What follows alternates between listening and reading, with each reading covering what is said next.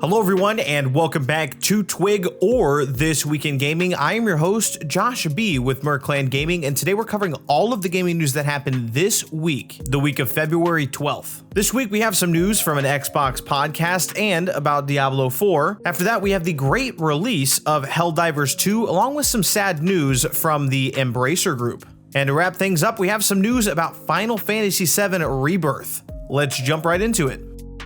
This week, Xbox enthusiasts were treated to an exclusive podcast episode delving into the future plans of the Xbox platform. While the podcast covered a range of topics, a key takeaway was Xbox's strategic shift away from universally releasing all games across every console. The specifics of the 4 games slated for a cross-console release were deliberately kept under wraps, possibly to create suspense for future events. However, industry leaks and statements made during the podcast subtly hinted at titles like Sea of Thieves and Hi-Fi Rush being part of these selected groups. Amidst this anticipation, Xbox underscored its decision to evolving console hardware. The upcoming console, slated to be more powerful than its predecessors, is anticipated to incur a higher financial loss per unit. This strategic move aims to position Xbox as a trailblazer in the gaming console landscape. Furthermore, Xbox revealed plans to enrich the Game Pass library by incorporating titles from recently acquired gaming companies. As an exciting precursor to this initiative, the announcement was made that Diablo 4 is set to join the Game Pass lineup on March 28th. This strategic move not only enhances the value proposition for Game Pass subscribers, but also solidifies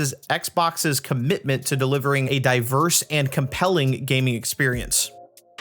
Diablo 4 found itself under scrutiny this week due to the negative reception surrounding its latest cosmetic releases. The focus on this controversy centers around the outrageous priced cosmetics for in-game horses and teleport portals. The standalone cosmetic, a green gem horse skin, is bundled with a staggering 7,000 platinum, priced at an eye-watering $64.99 USD. Interestingly, this unique horse skin can only be acquired through this high-priced bundle, raising some eyebrows among the gaming community. In addition, new custom portal skins offering minimal variations in 5 different colors, those being green, purple, yellow, dark blue, and red, were introduced at a price of $29.99 USD, accompanied by 1,000 platinum. The decision to include platinum currency in these bundles is seen as a strategic move to incentivize players to make additional purchases within the cosmetic store. Unfortunately, this pricing strategy has not been well received, prompting comparisons with competing games such as Path of Exile 2 and Last Epoch, which are now viewed more favorably in terms of player-friendly cosmetic options.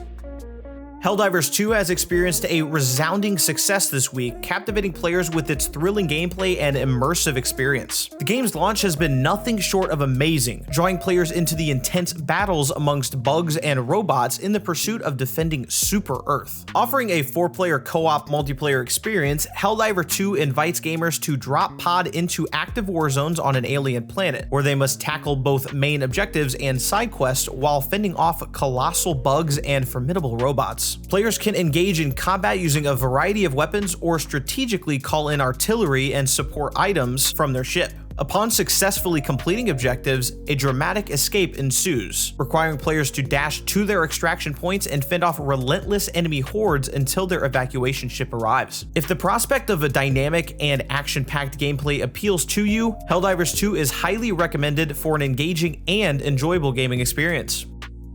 Unfortunately, there's some disheartening news with Embracer Group this week. Their intended plan, following the acquisition of all the companies Square Enix had let go in the US, has faced a significant setback. The aftermath includes laying off 1,400 employees, and the company has grimly announced plans for even more layoffs in the future. Adding to this somber situation, Embracer Group has decided to cancel 29 unannounced games across all subsidiaries. The driving force behind these drastic measures from this company's guiding principle, which prioritizes maximizing shareholder value in any given scenario. Regrettably, the stance implies a prioritization of company value over the welfare of their own employees and the creative endeavors of the company they own. Witnessing these companies face challenges and potential decline under new management is undoubtedly disheartening, and our thoughts are with the affected individuals as they navigate these difficult times in search for new opportunities.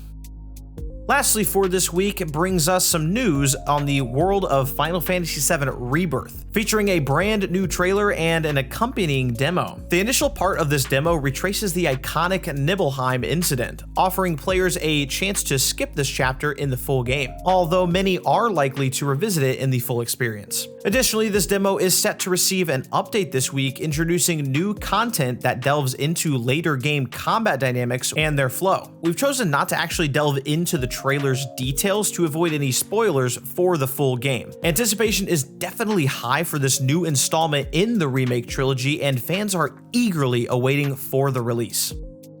And that will be it for this week in gaming. Please make sure to check out all of our other videos, and don't forget to hit that subscribe button for more gaming content coming your way. This has been Josh B with MER Gaming, and I will catch you next week for another action-packed episode of This Week in Gaming.